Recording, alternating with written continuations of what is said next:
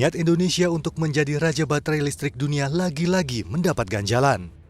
Setelah sebelumnya Uni Eropa menggugat kebijakan larangan ekspor nikel mentah Indonesia di Organisasi Perdagangan Dunia WTO, kini giliran negeri Paman Sam Amerika Serikat yang menguji daya tahan industri nikel tanah air. Ya, negeri adidaya ini tidak memasukkan nikel asal Indonesia ke dalam daftar penerima insentif subsidi hijau bagi mineral asal tanah air.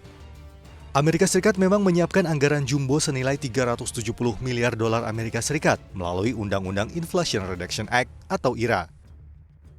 Kredit ini hanya akan diberikan pada komponen baterai yang dirakit di Amerika Serikat atau bagi mitra perdagangan bebas Amerika Serikat.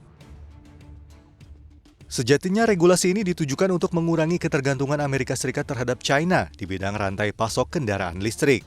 Ini artinya, nikel asal Indonesia akan luput dari insentif jumbo ini, mengingat Indonesia belum meratifikasi perjanjian perdagangan bebas dengan Amerika Serikat. Dan investor asal China dianggap terlalu dominan dalam proyek tambang nikel di Indonesia. Menanggapi pengucilan nikel asal Indonesia oleh Amerika Serikat, pengusaha nikel pun angkat bicara. Sekretaris Jenderal Asosiasi Pengusaha Nikel Indonesia (APNI), Medi Catherine Lengkei mengatakan, sebelum meratifikasi perjanjian perdagangan bebas dengan Amerika Serikat, seharusnya penambang nikel di Indonesia lebih dulu menerapkan konsep pertambangan hijau atau green energy dari hulu ke hilir. Sekarang, apakah kita sudah layak menerima itu? Karena penambangan baik hulu maupun hilir, apakah kita sudah sesuai dengan konsep green energy, konsep good mining practice atau konsep life cycle assessment? Apakah konsep ESG yang kita tetapkan dalam pertambangan baik hulu maupun di hilir itu sudah sesuai dengan Undang-Undang IRA? Kita kembali lagi, Undang-Undang IRA itu kan tentu ada klausal-klausalnya ya. Kita berbicara environmental. Bagaimana kita menuju green energy, tapi prosesnya tidak green energy.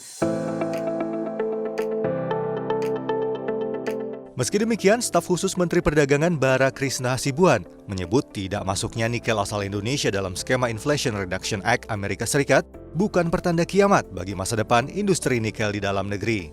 Selain itu, ekspor nikel asal Indonesia ke Amerika Serikat juga tergolong kecil. Selain itu, pemerintah mencoba memasukkan nikel asal Indonesia ke pasar bebas Amerika Serikat melalui skema Indo-Pacific Economic Framework (IPEF). Walaupun nikel dari Indonesia tidak dimasukkan, itu bukan merupakan suatu the end of the world ya, suatu akhir zaman. Karena kita juga bisa melakukan perundingan dengan Amerika melalui forum-forum lain. Ya. Memang karena di sini kita belum mempunyai suatu perjanjian khusus free trade agreement dengan Amerika. Jadi memang itu tidak dimasukkan. Tapi itu juga bukan eksklusif kepada Indonesia karena negara lain tidak mempunyai perjanjian sama pun juga tidak diberikan semacam perlakuan yang sama gitu ya. Jadi misalnya di Amerika ini kan kita mempunyai semacam TIFA, Trade Investment Framework Agreement. Itu suatu forum yang untuk mendiskusikan dengan negara mitra dagang Amerika untuk bisa diberikan semacam insentif atau perlakuan khusus sehingga barang-barang mereka bisa masuk ke Amerika dengan tarif yang rendah maupun tarif yang nol.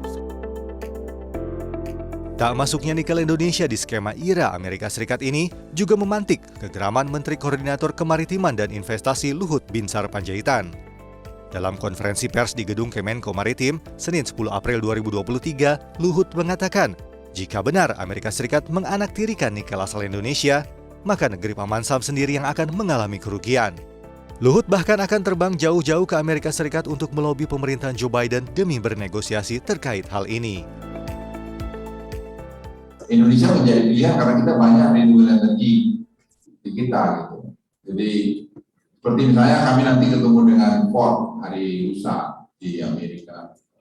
Dan Tesla juga. Salah satu yang kita bicarakan itu karena kalau tidak mereka rugi juga karena dengan green energy yang kita punya untuk proses propulsor kantor begitu ya mereka nggak dapat dari Indonesia karena kita nggak punya free trade agreement dengan mereka. Sekarang kita usulin limited free trade agreement dengan mereka. Senada, Deputi Bidang Koordinasi Investasi dan Pertambangan Septian Haruiseto mengatakan, Indonesia bukanlah satu-satunya negara yang meratifikasi perjanjian bebas dagang dengan Amerika Serikat. Sejatinya bukan sekali ini saja nikel asal Indonesia mendapatkan ganjalan dari luar negeri. Tahun 2022 silam, Uni Eropa menggugat kebijakan Indonesia perihal larangan ekspor biji nikel ke luar negeri. Tak tinggal diam, Presiden Joko Widodo pun tegas meminta jajarannya untuk mengajukan banding di Organisasi Perdagangan Dunia ini.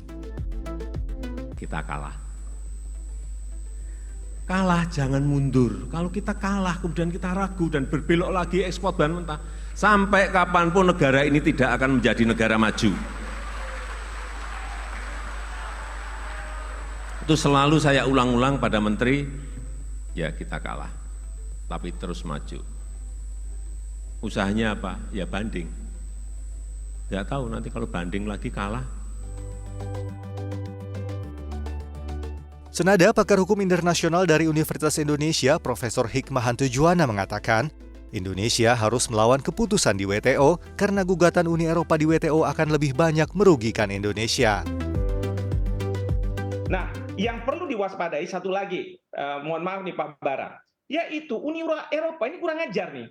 Mereka bilang gini, ini kan belum putus karena belum diketok sama DSB, tapi dia buat aturan yang walaupun belum diputus di DSB, tetapi sudah diputus di panel, dianggap sebagai sudah inkrah, sudah berkekuatan hukum tetap, sehingga kalau Indonesia tidak menjalankan putusan itu, maka dia akan melakukan retaliasi.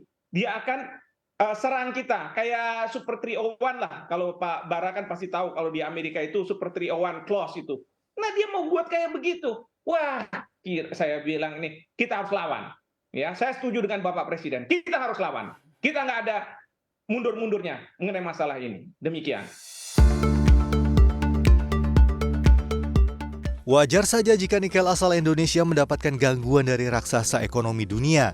Data dari United States Geological Survey menyebut Indonesia menguasai 21 juta metrik ton pada tahun 2022 atau setara dengan 21% dari total cadangan nikel dunia. Tak hanya itu, komitmen pemerintah melakukan hilirisasi dan mengembangkan industri nikel menjadi pusat industri baterai listrik dunia membuat daya tawar Indonesia menjadi makin kuat. Bahkan, demi memenuhi kebutuhan bahan baku baterai listrik selain nikel, Menteri Koordinator Kemaritiman dan Investasi Luhut Binsar Panjaitan melobi negara tetangga Australia agar mau mengirimkan litium sebagai salah satu komponen penting untuk baterai listrik. Meski diadang sana-sini, mimpi Indonesia untuk menjadi raja baterai listrik dunia belumlah pupus. Kini, yang dibutuhkan oleh pemerintah adalah konsistensi terhadap kebijakan hilirisasi agar Indonesia mampu sejajar dengan negara maju lainnya di dunia. Tim Liputan CNBC Indonesia.